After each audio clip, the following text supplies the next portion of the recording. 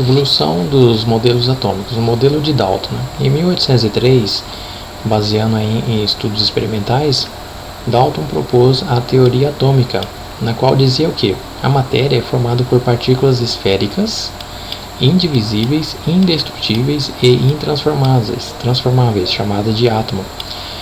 Então, essa é a definição de matéria, né? Formado por átomos. E esses átomos são formados por partículas, né? Esféricas, indivisíveis, indestrutíveis e intransformáveis.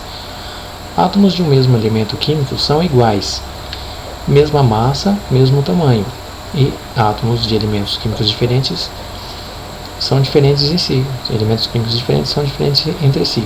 Por exemplo, o oxigênio, ele tem uma massa e o sódio, ele tem outra massa.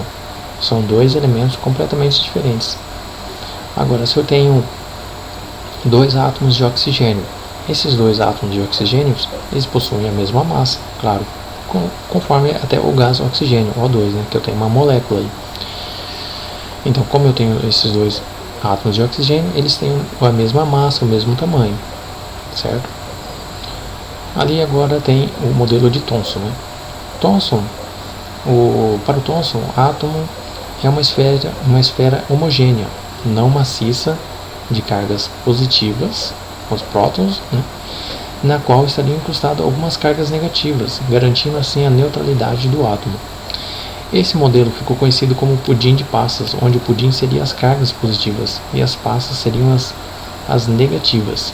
Olha só aqui o modelo, mas assim o modelo de Rutherford, né, ele fez a seguinte experiência. Ele pegou o polônio, que é radioativo, e ele emite uma partícula alfa. E essa partícula alfa, ela tem uma carga positiva. Aqui ele usou uma placa de chumbo, tá? Tinha um orifício, e depois ali uma placa de ouro. E lá no fundo, uma chapa fluorescente onde marcava onde essas partículas tocavam. Tá? Então, o que aconteceu? Durante o experimento foi observado que a maioria das partículas alfa atravessavam a lâmina de ouro sem sofrer o desvio, e indicava que a maior parte do átomo deveria ter espaços vazios. Ok. Uma pequena quantidade de partículas alfa não passava pela lâmina e voltava. Ele voltava, o que indicava que a existência de uma região pequena praticamente maciça. Então, como tinha o polônio, ele emitia essa partícula alfa, e a partícula alfa ela tem essa carga positiva, então batia com outra carga negativa do ouro. Então, por isso que voltava algumas delas, né? Algumas partículas sofriam pequenos desvios ao passarem pela lâmina, indicando que havia uma repulsão entre a partícula alfa e uma pequena região do átomo. Isso mesmo, porque como a partícula alfa tem essa carga positiva, ela batia, né, como se fosse uma bola de bilhar, batia na outra carga positiva, né? Então voltava, havia uma repulsão. A região do átomo em que as partículas alfa sofriam desvio ou voltavam, denominada de núcleo, tá? Onde estaria concentrada a massa do átomo, e a outra região envolve o núcleo foi chamada de eletrosfera. Aqui nós temos aqui uma representação de como é o átomo. Aqui é o núcleo, onde tem os prótons e os elétrons. Os prótons têm carga positiva, os nêutrons não têm carga nenhuma, e em volta dessa eletrosfera os elétrons, como se fosse um planeta, um sistema planetário. Ele fica girando em torno do núcleo. As partículas fundamentais que constituem o átomo são prótons, nêutrons e elétrons. No núcleo do átomo são encontrados os prótons e nêutrons, enquanto na eletrosfera são encontrados os elétrons. A massa do átomo, tá, turma? A massa do átomo ela é calculada de acordo com os prótons, tá, com o núcleo, tá, que é onde existem os prótons, tá, e os nêutrons. O elétron ele não é considerado na contagem, no cálculo da massa do átomo. O elétron ele tem uma massa, a massa do elétron é desprezível, e não podemos afirmar que o mesmo não tem massa. O elétron ele tem uma massa aproximadamente 1836 vezes menor que a massa do próton. Então ele é muito pequeno, tem uma massa muito pequena. Átomos, por sua vez, reúnem-se em grupos e esses grupos são chamados de moléculas. No caso da substância água, elas são formadas por 2 átomos de hidrogênio e 1 de oxigênio, H2O. Então, isso é uma molécula.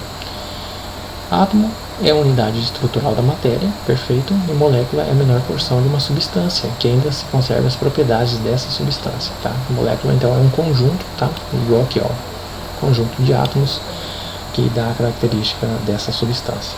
Olá, turma, e aí, tudo bem com vocês? Então, vamos lá, vamos começar a estudar aqui propriedades periódicas e aperiódicas, né? Então, nós temos aqui as propriedades periódicas dos elementos químicos apresentam valores que crescem ou decrescem em determinados intervalos de números atômicos. Então vocês vão ver que dependendo do valor do número atômico, o que ele está dizendo aqui, os valores podem crescer ou diminuir. Agora, se só aumenta ou só diminui, né, não varia, tá? Então, isso a gente pode chamar de propriedade aperiódica, tudo bem? Vamos acompanhar aí, vocês vão dando uma olhada, uma lida aí nessa apostilinha, tudo bem? Raio atômico, vamos lá, é uma propriedade periódica, olha só, difícil de ser medida, tá? Pode ser considerada a metade da distância entre 2 núcleos vizinhos. Olha só, aqui eu tenho 2 átomos, né? 2 átomos do mesmo elemento químico, tá? Do mesmo, tipo sódio, né? Por exemplo. Então, ele fala que o raio ele é medido do núcleo de um átomo ao outro, tá? Aí a metade dele, tá? Olha aqui, ele fala aqui que a metade dessa distância que corresponde ao raio. Só que aí você pode também, não precisa tanto de estudos assim, tipo você colocar 2 átomos para fazer essa medição de raio. É só você ver aqui, ó, que o raio, como se fosse raio de bicicleta, ó, raio de bicicleta, ele vai do centro até a borda do círculo, tá? Como se fosse um raio. Então esse é o raio, tudo bem? O raio atômico, tá? O raio, então quer dizer que vamos supor o tamanho, né, do átomo. Como vocês podem perceber lá na tabela periódica, aqui tem a variação do raio atômico da tabela periódica, tá? Ele aumenta lá no grupo, porque tem vários grupos aqui, né? Eu vou mostrar aqui para vocês a tabela periódica. Ó, aqui na tabela periódica, né, nós temos vários grupos, 1, 2, 3, até o 18, tá? Então ele aumenta, tá, o raio no grupo, tá, de cima para baixo e da direita para a esquerda, tá? Nos grupos ele aumenta de cima para baixo e nos períodos, que são as linhas, né? São essas linhas aqui, ó, 1, 2, 3, 4, 5, 6, 7, aumenta da direita para a esquerda. Então aqui já no raio atômico, quando um átomo ele ganha ou perde elétrons, ele transforma-se em íons. Quando o raio atômico ele perde um elétron, porque nós temos aqui, ó, quer ver, ó? Nós temos o átomo, tá? Por exemplo, igual esse átomo de sódio, tá? Aqui fala que tem 11 prótons, né? A gente vai dando uma olhada aqui. Sódio, ele tem 11 prótons, né? Então quer dizer que ele tem 11 elétrons, ó. Aqui a contagem do lado dos elétrons, né? E de acordo com a sua camada, né? 2, 8 mais 1, 11, né? São 3 camadas. Vamos voltar aqui. Então, quando o átomo ele perde um elétron, ele fica positivo, tá? Ele fica positivo.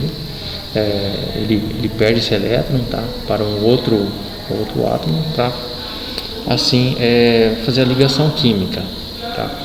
Quando ele perde, então esses elétrons, olha, como você pode ver, os elétrons ele fica mais próximo do núcleo, né? Então, como agora tem mais cargas positivas aqui, então o poder de atração vai ser maior, tá? Então vai ser maior. E com isso o raio iônico ele vai diminuir. Mas só você de pensar aqui o seguinte: quando você perde um elétron aqui, o raio diminui, né? O tamanho dele vai diminuir, tá certo? Pensando dessa forma, acho que fica até melhor. Então essa perda de elétrons, né, da camada de valência, que é a última camada, né? Essa última camada, a camada de valência, é a última camada aqui do átomo. Então ele vai ficar menor, tá? Então o raio ele vai ficar menor, tá? Então isso porque devido a uma atração mais intensa do núcleo e os elétrons restantes, né, diminuindo o tamanho da eletrosfera. A eletrosfera é onde estão localizados os elétrons. E os ânions, né? Os ânions é o seguinte: os ânions são átomos que ganharam esse elétron, tá? O cátion ele perde, o ânion ele ganha. Então isso, o raio ele vai ficar maior, tá? Então vamos supor aqui esse magnésio aqui, ele ganha mais um elétron, tá? Só um exemplo, tá? Então ele vai ficar com mais elétrons aqui na eletrosfera. Então ele vai ficar um pouquinho mais cheinho, né? Então o raio vai ficar maior, tá? Então o raio ele vai ficar maior. E também é o seguinte: como vai estar mais uma carga elétrica negativa aqui, então a tendência entre os átomos, entre os elétrons, é de uma repulsa. Então ele vai ficar um pouco repulso, igual aquele ímã, quando você coloca do lado oposto, né, ele dá uma repulsão. Então, porque são cargas do mesmo sentido, né, são negativas, e elas vão se repelir, então vai aumentar mais, tá? Então fica assim: quem perde fica com um raio menor, e quem ganha ele vai ficar com um raio maior. Pronto, né? Aqui nós temos em esqueminha o raio cátion, claro, ele perde, ele é menor do que o raio normal, tá? O raio do átomo normal, tá? No seu estado fundamental. E o raio do ânion ele vai ser maior, porque ele ganhou um elétron, tudo bem? Aqui nós temos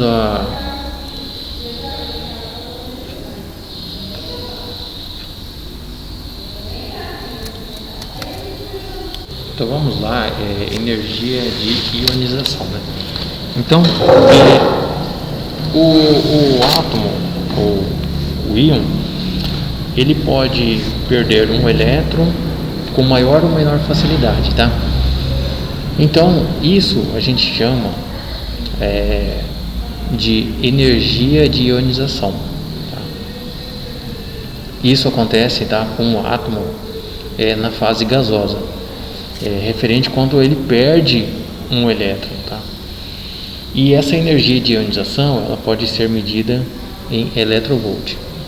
Tá aqui essa medida de eletrovolt, mas vocês não precisam se preocupar muito com esse valor, tá? Que é 1,6 vezes 10 a menos 19 joule, que é a quantidade de energia, tá? Energia para retirar um elétron da sua camada de valência, tá? Então a energia de ionização é uma propriedade periódica, tá? Então ela cresce ou decresce, tá? Que corresponde à energia mínima necessária que deve ser fornecida para um átomo ou íon isolado na sua fase gasosa, para que ele perca um elétron, tá? Então a primeira energia de ionização é aquela requerida para tirar o primeiro elétron do átomo no seu estado gasoso. E tem a energia de ionização, a segunda energia de ionização é assim por diante. É aquela que é utilizada a energia para tirar o segundo elétron da camada de valência, tá? Assim, das camadas em geral.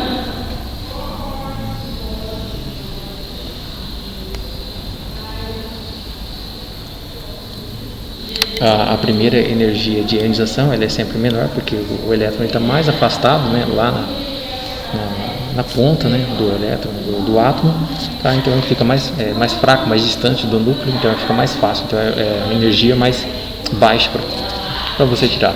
Só que aí se você diminuir vindo para o centro, né, você vai ver, quer ver, ó, energia de ionização, o elétron ele está aqui, vamos supor, tem dois tipos de átomos aqui, um átomo que só tem uma camada e esse aqui só tem três. Ele tem o elétron fica mais fácil para você retirar, tá? Do que na segunda camada aqui, tá? Do que na segunda camada, porque a segunda camada está mais próximo do núcleo, então é mais forte a atração, então precisa de mais energia, tá? Então a energia de ionização é sempre menor que a segunda, tá? Segundo está falando aqui. Isso porque a perda de elétrons, o íon fica cada vez mais positivo, né? E, portanto, passa a atrair mais os elétrons com força. Foi o que eu acabei de dizer para vocês aí, tá? Então, nós temos aí uma tabela, né, com os valores aproximados de energia de ionização em kJ/mol, tá? Não precisa se preocupar com isso aqui, porque é energia, mas só para vocês saberem, tá? Nós temos aqui o elemento sódio. Na primeira energia de ionização, eu vou gastar aqui 496 kJ/mol. Bom, aqui já na segunda, porque como já está mais próximo do núcleo, olha só, a energia é muito mais alta que eu vou precisar para remover esse elétron, tá? E assim por diante. Você vê que na terceira energia, tá ok?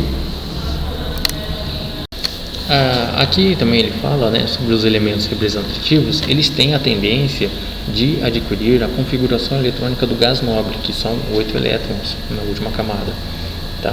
Então, igual no caso, por exemplo, do sódio, né, que ele tem o sódio, tá, com Cl. O NaCl, essa substância aqui, é o sal de cozinha, tá? É o sal de cozinha. Então, é formado por um sódio e o átomo de cloro. É bem simples para a gente entender. O sódio, ele tem um elétron na última camada, então ele vai perder, tá? Ele vai doar esse elétron aqui, tá? Então ele vai ficar positivo, né? E o Cl, tá, negativo, como ele recebe aí, tá? Então vai ficar NaCl. O cloro, como vocês podem ver lá na tabela periódica, deixa eu mostrar aqui na tabela periódica, o cloro ele está na família 7A. Então quer dizer que ele tem 7 elétrons na última camada e ele vai puxar, tá, esse um elétron que está aqui na camada de valência do sódio, tá, para completar e ficar com 8. E ali o sódio, ele perdendo também o elétron da camada de valência, ele também vai ficar com 8, tá? Então ele tem essa tendência, igual ele está falando, tem a tendência, onde que está aqui? Então, os elementos representativos, né, representativos são esses aqui, ó, 1, 2, 3, 4, 5, 6, 7, tá? Tem a tendência de adquirir esses elétrons para ficar com 8 elétrons na camada de valência, tá? Cada um vai ficar com 8, tá? Então é o seguinte, a energia de ionização,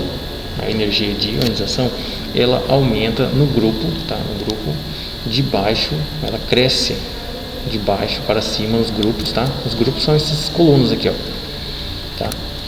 As colunas. E da esquerda para a direita nos períodos, tá? Da esquerda para a direita nos períodos. Olha só, então da esquerda para a direita. Então esse lado aqui, ó, ele é mais forte que esse, tá? Se a gente for comparar. Por isso que o cloro, o flúor, ele puxa muito os elétrons, ele tem essa força de puxar esses elétrons desses grupos aqui, ó, 1, 2, A, então, com mais facilidade. Ele puxa para formar essa ligação e formar a substância, ok?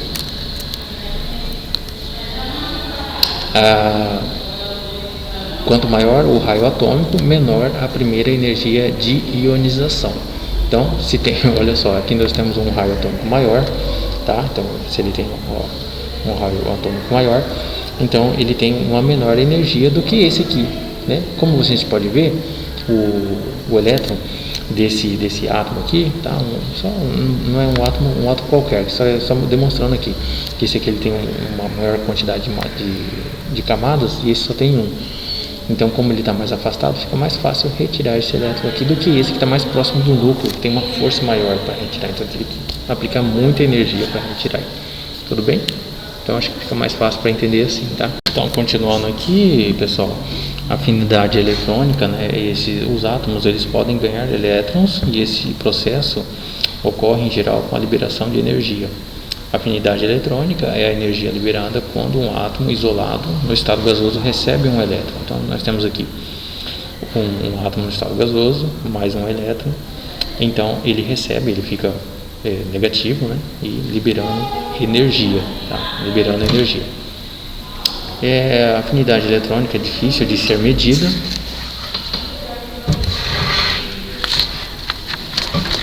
Suas variações ao longo da tabela periódica, com algumas exceções, é semelhante à energia de ionização. Ela cresce com a diminuição do raio. Diminuiu o raio, então aumenta a afinidade eletrônica. Aqui a eletronegatividade é o seguinte: dois átomos, quando estão ligados, há uma interação elétrica, né, entre eles, entre os núcleos dos átomos e os elétrons da última camada. A eletronegatividade está relacionada à tendência do núcleo do átomo em atrair os elétrons envolvidos em uma ligação. Quanto maior for essa tendência de atração, maior será a eletronegatividade. É uma grandeza, a eletronegatividade, capacidade que o átomo tem de atrair os elétrons da ligação quando combinado com o outro. Então, como vocês podem ver aqui, na tabela periódica, ela aumenta da esquerda para a direita e de cima para baixo nos grupos. Então, esses átomos que estão aqui mais localizados aqui, vou mostrar aqui na tabela periódica, 17, 6, 7, eles têm maior eletronegatividade, maior tendência de atrair elétrons daqueles outros aqui. Geralmente, desses átomos que estão localizados no grupo 1 ou 2A, tá? Aqui, 1 ou 2A. Então, o átomo que atrai os elétrons com maior intensidade, ele é mais eletronegativo, e aquele que os atrai com menos intensidade é menos eletronegativo. Então, a tendência de atrair os elétrons. Por exemplo, vou colocar aqui, o NaCl. De novo, porque é bem simples essa substância aqui, que é o sal. Qual que é o mais eletronegativo? O cloro ou o sódio? É o cloro, né? Que, como vocês podem ver aqui na tabela periódica, o cloro está aqui do lado direito da tabela periódica e o sódio está aqui mais no lado esquerdo. E quem tem maior eletronegatividade, aquele poder, maior atração de elétrons, é o que estão no lado direito aqui da tabela periódica, tá? Então, ele vai puxar esse elétron, tá? Ele vai ganhar, ele vai ficar negativo, e o sódio vai ficar positivo, tá? Isso somando as cargas, tá? Mas as fórmulas, elas podem ser representadas assim, NaCl, tudo bem?